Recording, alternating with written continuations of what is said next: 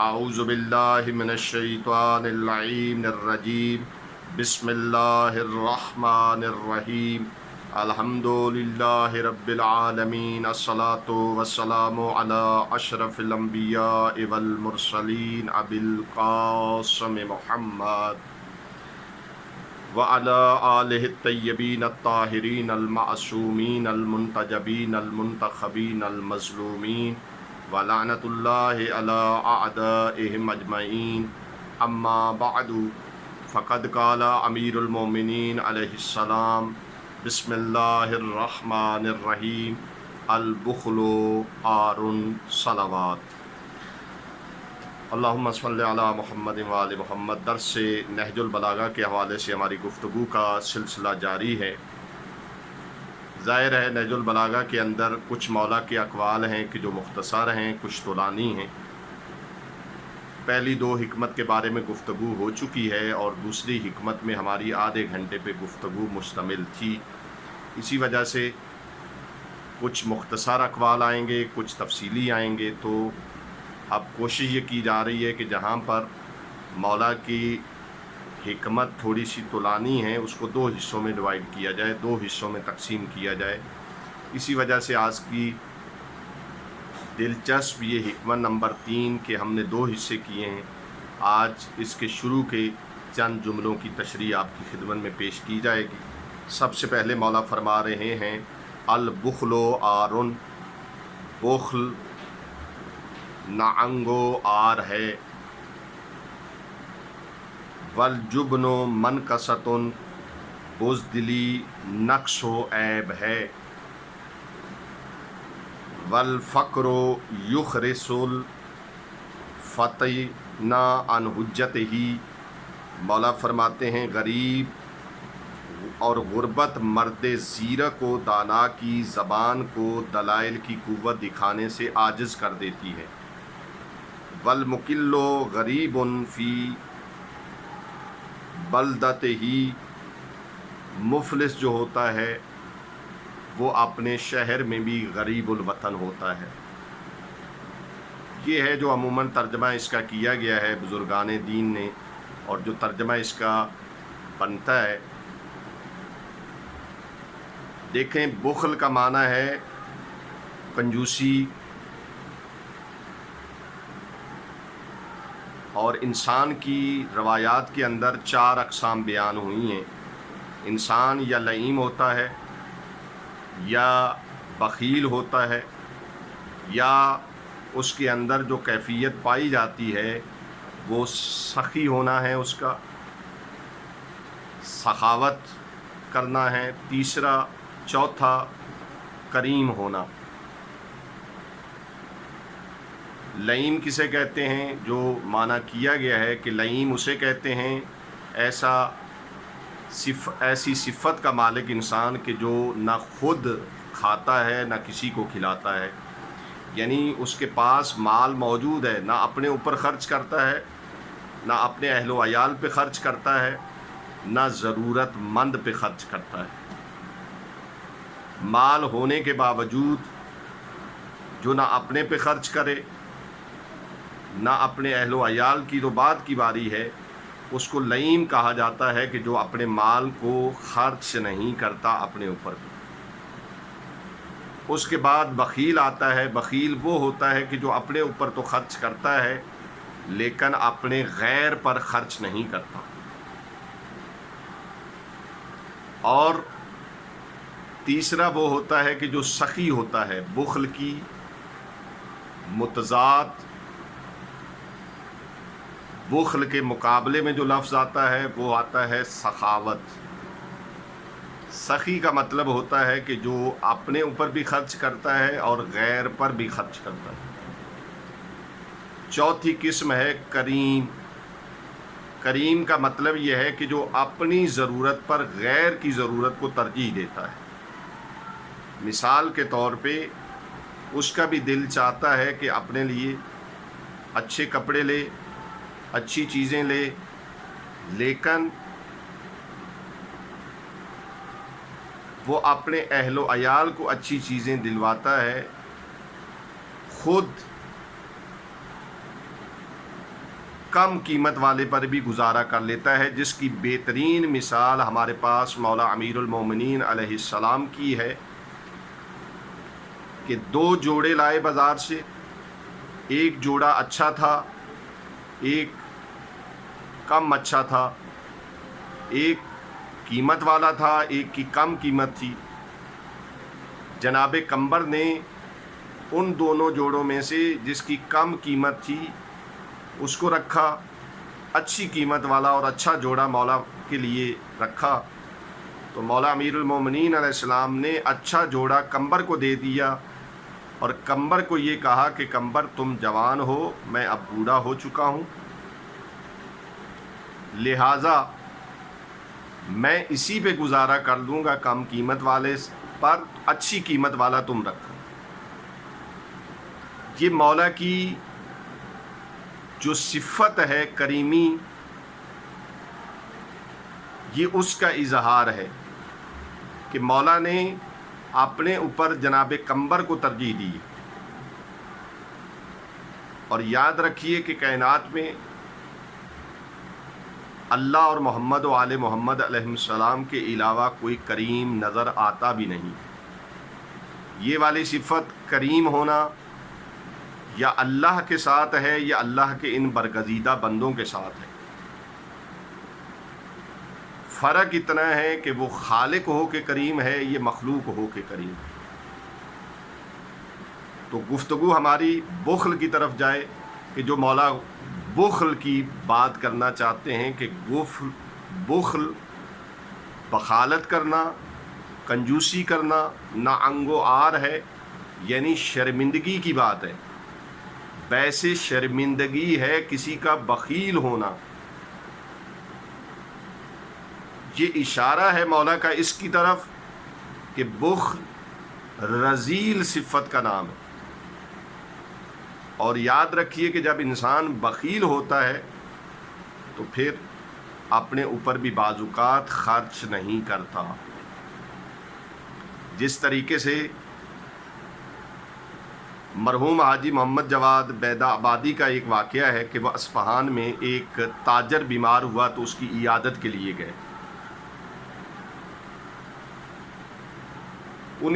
ان کی حالت دیکھی تاجر کی، بیماری کی، انہوں نے فوراً ان کے دونوں بیٹوں کو بلایا اور کہا کہ تم 1400 تومان اپنے باپ کا صدقہ نکالو تاکہ تمہارے باپ کو صحت مل جائے۔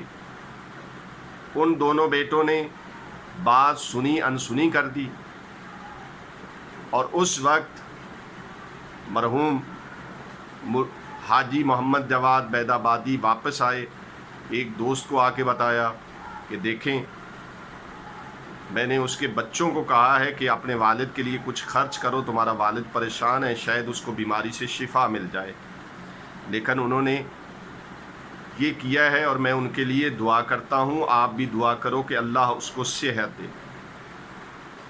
جب یہ واپس آئے تو انہوں نے دعا کی کہ اللہ اس کو بخش دے۔ سوال کرنے والے نے سوال کیا کہ آپ نے ان کی شفا کی دعا کیوں نہیں کی؟ کہا دیکھو جب میں شفا کی دعا کرنے کے لیے گیا تھا، ارادہ کیا تھا، تو مجھے آواز سنائی دی استغفر اللہ ربی و اتوب الیہ۔ اس سے میں نے یہ سمجھا کہ اس کا انتقال ہو چکا ہے اور مجھے بتایا جا رہا ہے کہ اس کے لیے بخشش کی دعا کرے۔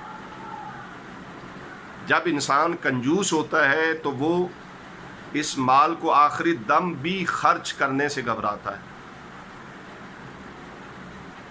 صدقہ دینے سے گھبراتا ہے، ڈاکٹر کو خرچ کر دے گا۔ امام جعفر صادق علیہ السلام نے فرمایا کہ اپنے بیماروں کا علاج صدقے کے ذریعے سے کرو۔ ہم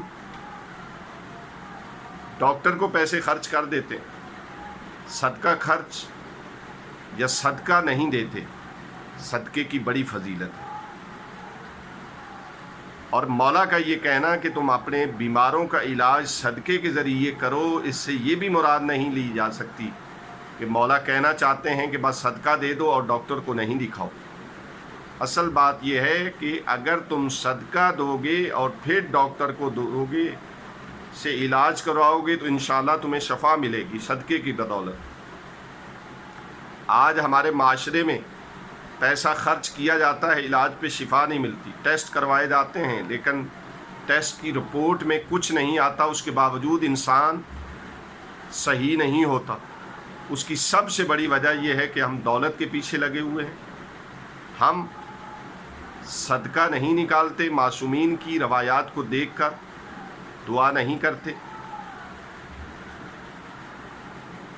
لہٰذا ہمیں اللہ کی راہ میں اگر اس نے دولت دی ہے تو خرچ کرنا چاہیے، جس طرح حدیث قدسی میں بھی ہے کہ خالق ارشاد فرماتا ہے کہ الاغنیاء وکلائی والفقراء عیالی، اغنیاء مالدار لوگ میرے وکیل ہیں اور غریب اور فقیر اور مسکین فقراء لوگ یہ میرے اہل و عیال ہیں۔ یعنی کہ دولت، اللہ یہ کہہ رہا ہے کہ یہ دولت میری دولت ہے، میں نے اگر کسی کو امیر بنایا ہے تو اس کو اپنا وکیل بنا دیا اس دولت پہ کہ وہ دولت آگے لوگوں پر خرچ کرے، جو غریب ہیں، جو مستحق ہیں، ان کی مدد کرے۔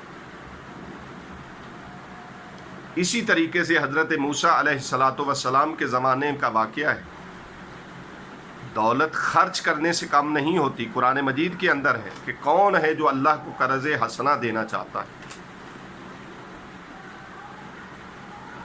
یاد رکھیے کہ عام بندے کو قرض حسنہ دیا جائے اور اچھا آدمی ہو تو وہ واپس کرتا ہے۔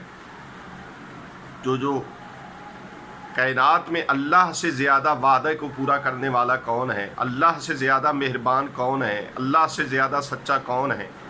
اگر خالق نے قرآن میں کہا ہے کہ کون ہے جو مجھے قرضہ دینا چاہتا ہے، یہ قرضہ دینا کیا ہے؟ غریبوں کی مدد کرنا، فقراء کی مدد کرنا، مستحق کی مدد کرنا۔